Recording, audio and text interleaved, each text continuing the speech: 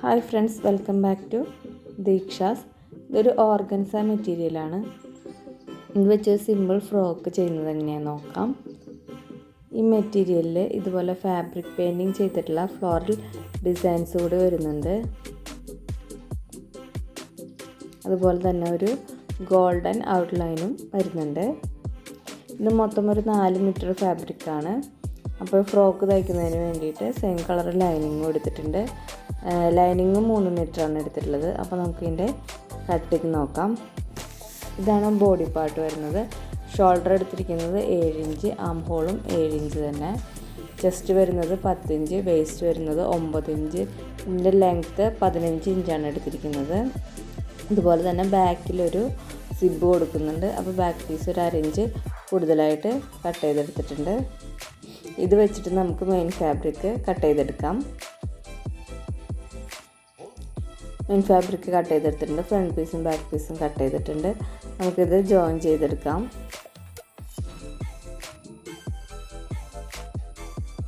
ഇപ്പോൾ അത് ജോയിൻ ചെയ്തെടുത്തിട്ടുണ്ട്. ബാക്കിൽ ഇൻവിസിബിൾ സിബാണ് കൊടുത്തിരിക്കുന്നത്.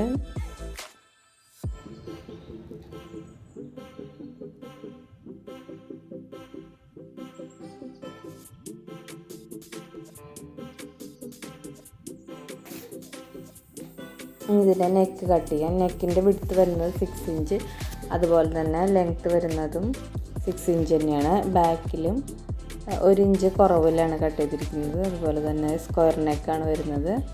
സ്ക്വയർ നെക്ക് തയ്ച്ച് എടുത്തിട്ടുണ്ട്. ഷോൾഡറും ജോയിൻ ചെയ്തെടുത്തിട്ടുണ്ട്.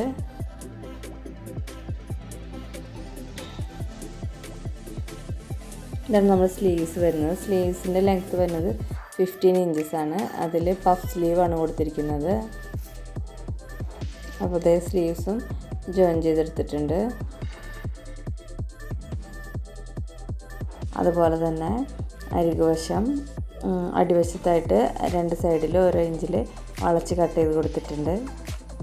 ബാക്കിൽ സിബ് അറ്റാച്ച് ചെയ്തിട്ടുണ്ട്. ഇനി നമുക്കിതിൻ്റെ ബോട്ടം പാർട്ട് എങ്ങനെ കട്ട് ചെയ്യുന്നതെന്ന് നോക്കാം. അതിനുവേണ്ടി ബാക്കിയുള്ള ക്ലോത്ത് ഇതുപോലെ ഞാൻ മടക്കി എടുത്തിട്ടുണ്ട്. 26 ഇഞ്ച് ലെങ്ത്ത് കിട്ടുന്ന രീതിയിലാണ് എടുത്തിട്ടുള്ളത്. അതുപോലെ തന്നെ 7 ഇഞ്ച് വീതിയുള്ള ഫ്രിൽസും കട്ട് ചെയ്തെടുത്തിട്ടുണ്ട്. അപ്പോൾ ടോട്ടൽ ലെങ്ത്ത് ഇതിൻ്റെ വരുന്നത് 33 ഇഞ്ചസാണ് കേട്ടോ. അപ്പോൾ അത് നമ്മുടെ ബോട്ടം പാർട്ടും കൂടി ജോയിൻ ചെയ്ത് വെച്ചിട്ടുണ്ട്. അതുപോലെ തന്നെ ഫ്രിൽസും വെച്ച് കൊടുത്തിട്ടുണ്ട്.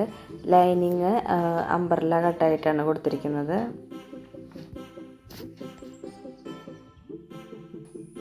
ഫ്രിൽസിൻ്റെ അടിവശം ഇതുപോലെ ലോക്ക് ചെയ്തെടുത്തിട്ടുണ്ട് മെഷീനിൽ.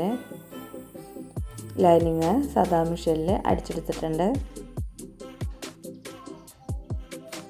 അപ്പോൾ ഇതാണ് നമ്മുടെ ഇതിൻ്റെ ഫൈനൽ ലുക്ക് വരുന്നത്. അപ്പോൾ വീഡിയോ ഇഷ്ടമായെങ്കിൽ എല്ലാവരും സപ്പോർട്ട് ചെയ്യണം.